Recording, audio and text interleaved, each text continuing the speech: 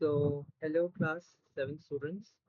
आज हम फिर से आ गए हैं starting with that chapter that is from the rulers to the rule types of government. और आज हम देखेंगे कि जो हमने पिछले कुछ चीज़ों में टर्म्स पढ़े जैसे एग्जीक्यूटिव, लेजिस्लेचर एंड जुडिशरी, उसमें क्या क्या चीज़ें सॉरी उसमें क्या क्या चीज़ें आती हैं, क्या क्या रोल प्ले करते हैं गवर्नमेंट में। तो अब आज हम वो पढ़ेंगे। पिछली क्लास में भी यहाँ सेम कि कैसे कैसे डिफरेंट डिफरेंट डेमोक्रेसीज होती थी, है ना। लाइक पहली डेमोक्रेसी थी जैसे आपका direct democracy, then there was representative democracy, and representative democracy के अंदर भी पार्लियामेंट्री डेमोक्रेसी और एक प्रेसिडेंशियल डेमोक्रेसी हमारे पास दिखती थी। राइट, सो ये जो डेमोक्रेसीज के फॉर्म थे वो आपको मैं यहाँ पर लिख के दिखा देता हूँ। If you kind of forget, if you kind of forgot, so let us see. तो पहले तो देखो डेमोक्रेसी थी बस, ठीक है। अब वही डेमोक्रेसी के पहले में आगे आगे आपका direct democracy and then representative democracy,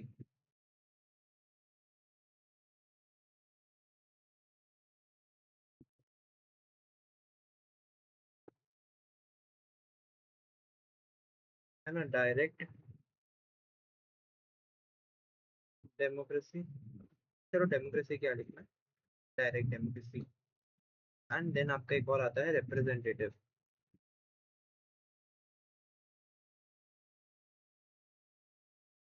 representative democracy, ठीक है। तो ये आपकी रिप्रेजेंटेटिव डेमोक्रेसी होगी। अब रिप्रेजेंटेटिव डेमोक्रेसी के अंदर भी आपके दो पार्ट्स आते हैं, that is parliamentary democracy,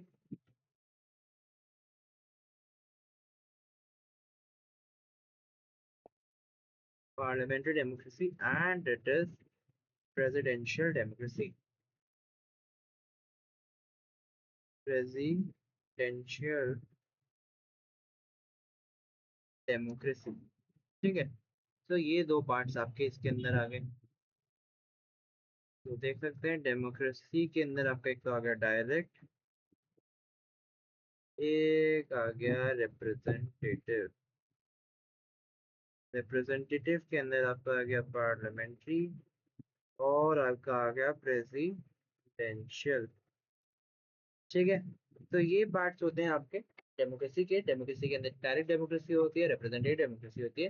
representative democracy और डायरेक्ट डेमोक्रेसी में क्या फर्क होता है? डायरेक्ट डेमोक्रेसी में लोग एज इन गवर्न करते हैं, वेराज रिप्रेजेंटेटिव डेमोक्रेसी में रिप्रेजेंटेटिव्स को चुनते हैं लोग, है ना।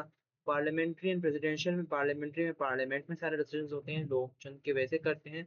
उधर ज्यादातर जो पार्लियामेंट के बाद प्रेसिडेंट का जो रूल है वो ज्यादा कुछ ज्यादा महत्वपूर्ण नहीं होता, बट एज एन प्रेसिडेंशियल में वो ज्यादा इंपॉर्टेंट होता है। That all we read in our last class, जो आप देख सकते हैं जैसे presidential rule and parliamentary rule, not rule but democracy, है ना। अब इसी के आगे हम जब टर्म्स करते हैं that what do these terms actually means, है ना। तो ये टर्म्स का क्या क्या मतलब है, let us go forward with this. And ये अब हम आगाज करते हैं, चैप्टर शुरू करते हैं ऑफ योर दिस थिंग का, एपिसोड नंबर 5। चैप्टर तो हमने शुरू कर ही लिया था, एपिसोड नंबर 5 हम शुरू करने लगे हैं। So what do these terms mean? First is your executive. So the executive is the organ of the government which is responsible for implementing the law. यानी कि executive मतलब कि वो एज एन ऑर्गन होता है गवर्नमेंट का, पूरा as an उसका पार्ट होता है गवर्नमेंट का, जो कि लॉ को इम्प्लीमेंट करने में हेल्प करता है, जो कि रिस्पॉन्सिबल होता है लॉ को इम्प्लीमेंट करने में, है ना। मीन्स कि लॉ जो है वो इम्पोज हो, सब पे लगे, सब पे जारी हो, और उस पे सब पे इम्प्लीमेंट हो। तो वो काम आपका एग्जीक्यूटिव का होता है गवर्नमेंट के अंदर में, है ना। But the process of its selection is different in different countries. लेकिन जो एग्जीक्यूटिव हैं उनकी जो चुनाव होता है, यानी कि वो लोग कौन एग्जीक्यूटिव बनेंगे, कौन क्या, कौन नहीं, कौन कैसे, वो जो है हर एक country by country, different different countries के होते हैं अपने अपने वो, as an whatever they have, whatever they sorry whatever they have, whatever they don't, उनकी अपनी अलग अलग प्रोसेस होती है चुनने की, इलेक्शन उनके भी होते होंगे। But every country, different different countries, different different क्या कहते हैं, प्रोसेसेस ऑफ देयर ना। आगे हम देखते थे, यहाँ पे एक टेबल है जो कि हमने पिछली क्लास में भी रेफरेंस करा था, that was of different forms of democratic government का, है ना। कैसे कैसे अलग अलग कंट्री में आपका अलग अलग ये सारी चीजें हैं। तो इतनी तो कोई वो है नहीं इसमें, अभी इसको करने का फायदा नहीं है, but once you get an idea executive, legislature और जुडिशरी क्या होता है, देन आई कैन गेस कि आप तब कर सकते हैं। तो पहले कंप्लीट कर लेते हैं and then will jump back to that. Alright.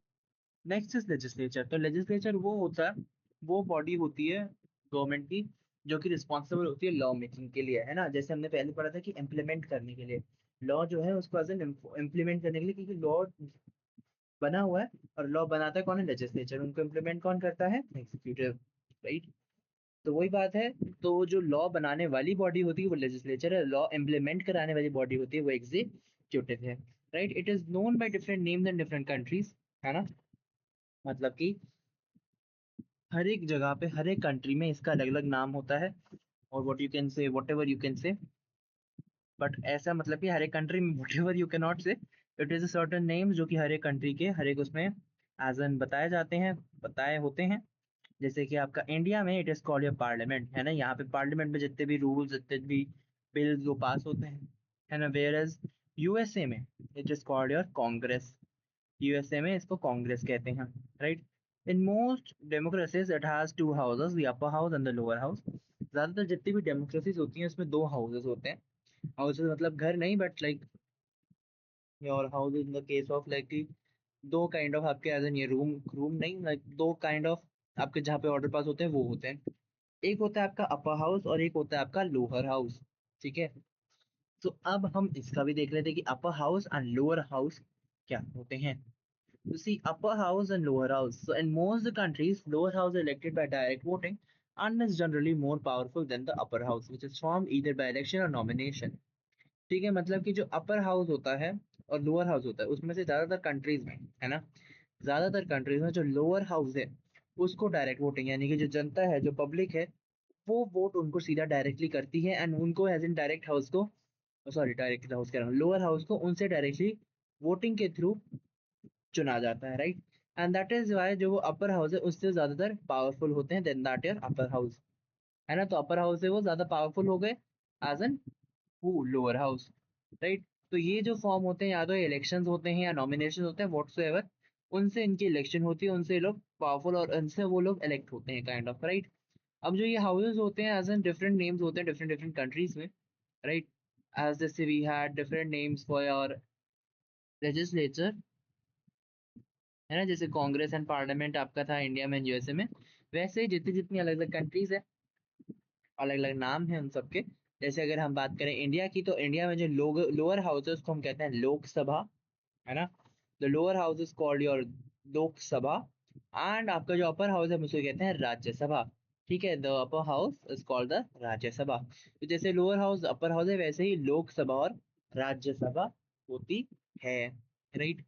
अब हम बात करते हैं सेपरेशन ऑफ पावर की। तो सेपरेशन ऑफ पावर का मतलब है जो तीन ऑर्गन है, three organs of the government, legislature, executive and judiciary, work independently and do not interfere in each others functions, है ना। मतलब कि जो तीनों पार्ट्स है ना गवर्नमेंट के, जैसे लेजिस्लेचर, जुडिशरी, एग्जीक्यूटिव, ये तीनों अपना इंडिपेंडेंटली किसी पे डिपेंडेंट हुए बिना, एक दूसरे पे तो बिल्कुल ही डिपेंडेंट हुए बिना, अपना काम, अपना जो भी उनका फंक्शन, उनका जो भी रोल है वो करते हैं, काम करते हैं।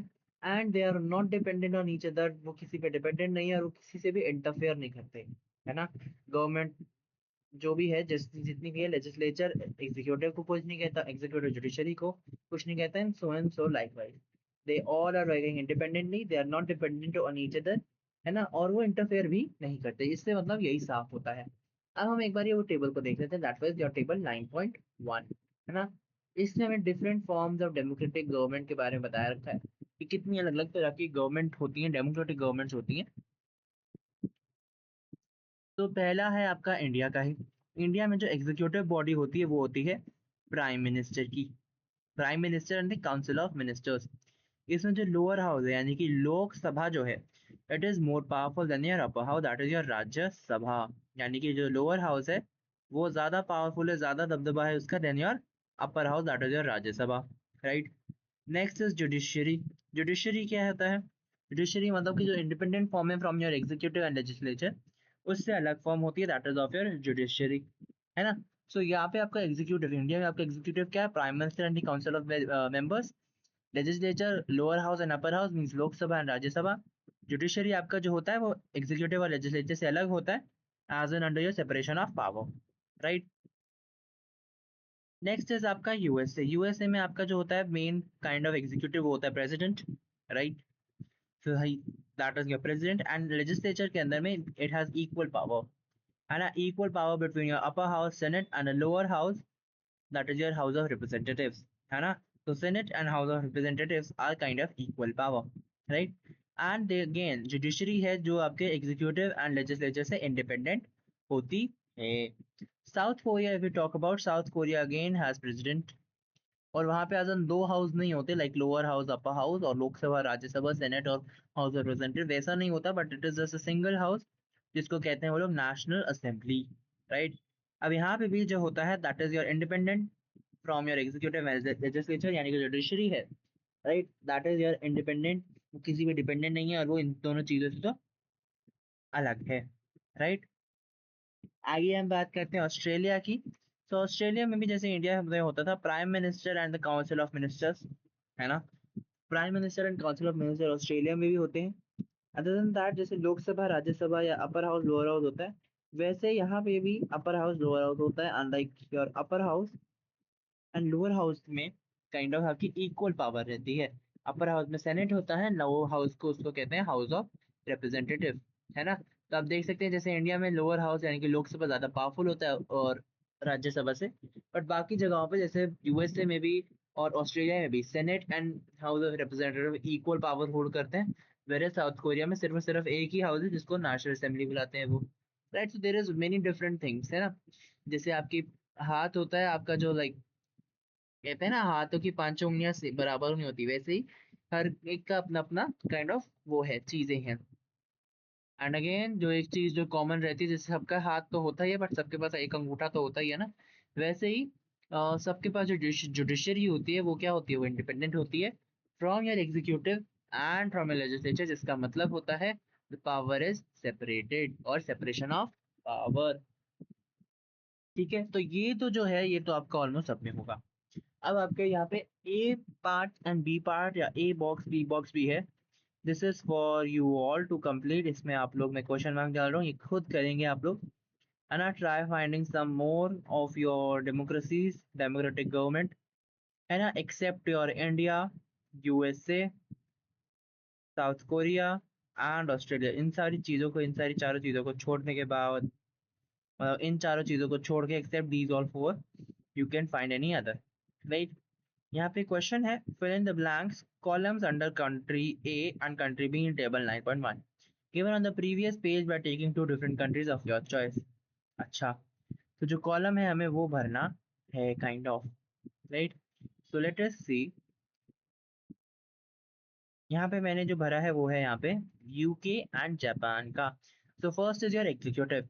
सो यूके में, यूनाइटेड किंगडम में जो होता है प्राइम मिनिस्टर होते हैं एंड काउंसिल ऑफ मिनिस्टर्स होते हैं, लाइक और इंडिया एंड योर ऑस्ट्रेलिया। तो एग्जीक्यूटिव में prime minister and council of members होते हैं, वेयर एज जो जापान में वहां पे आपका प्राइम मिनिस्टर एंड कैबिनेट होते हैं, ऑलराइट। आगे हम बात करें लेजिस्लेचर की, तो कंट्री ए में यानी कि यूनाइटेड किंगडम में, यूके में पार्लियामेंट होते हैं, that is House of Commons and House of Lords, यानी कि दो काइंड ऑफ आपके इसमें अपर हाउस लोअर हाउस की तरह ऐसे होते हैं, House of Commons and House of Lord's.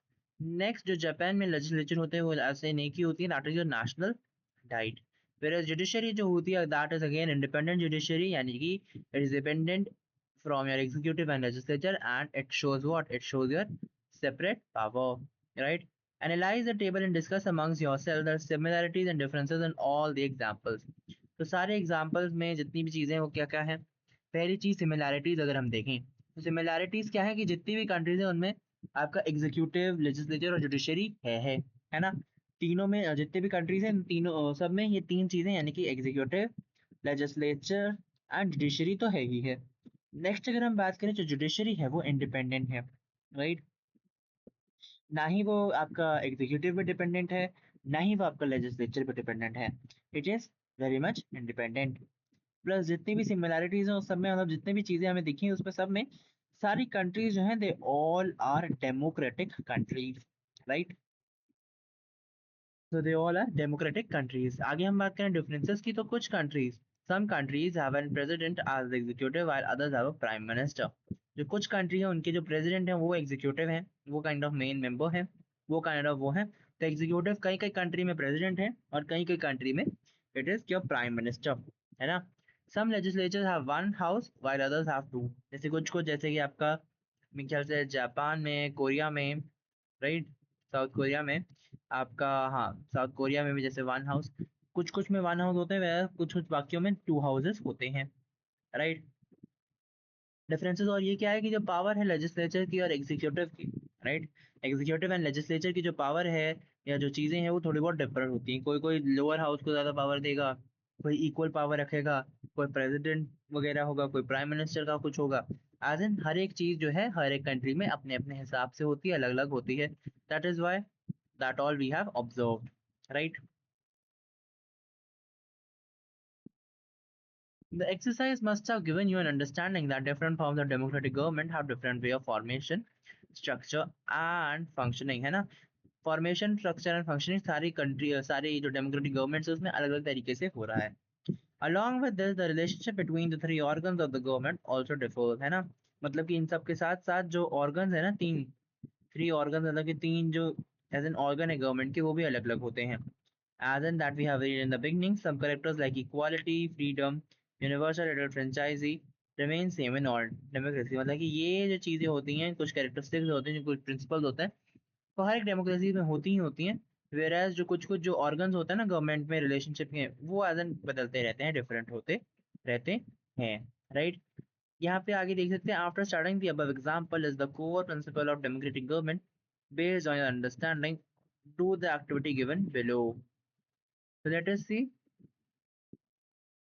तो जो कोर आपके प्रिंसिपल होते हैं ना वो क्या है, इक्वालिटी, है ना, equality, freedom, universal adult franchise, है ना, rule of law, representation through election, accountability of the government, protection of fundamental rights, independent judiciary.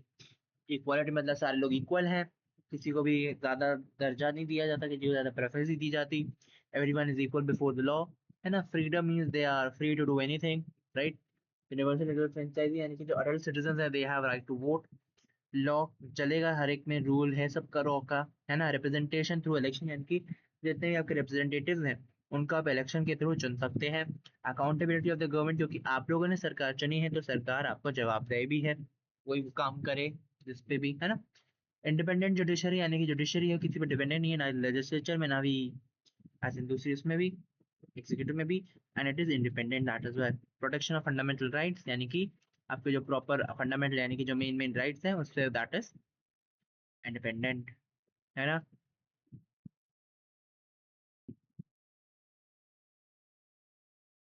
Sorry, you have to form a student committee in your school, make a plan and execute it in a democratic manner, ensuring that functions of the committee are well defined. Election process of the committee member is democratic, so democratic सी के through आपको student council देखना है।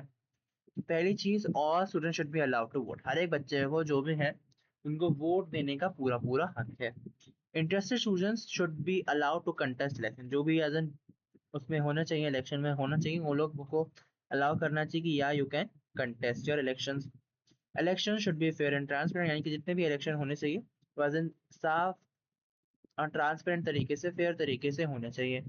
The committee should include representatives from different classes, तो जितने भी कमेटियां हैं, है ना, जितने भी कमेटीज हैं वो सारे रिप्रेजेंटेटिव्स इंक्लूड रखें, बट अलग अलग क्लासेस से रखें, है ना। मीन्स एज एन जितनी भी क्लासेस हैं उन सबसे एक एक रिप्रेजेंटेटिव होना चाहिए, राइट।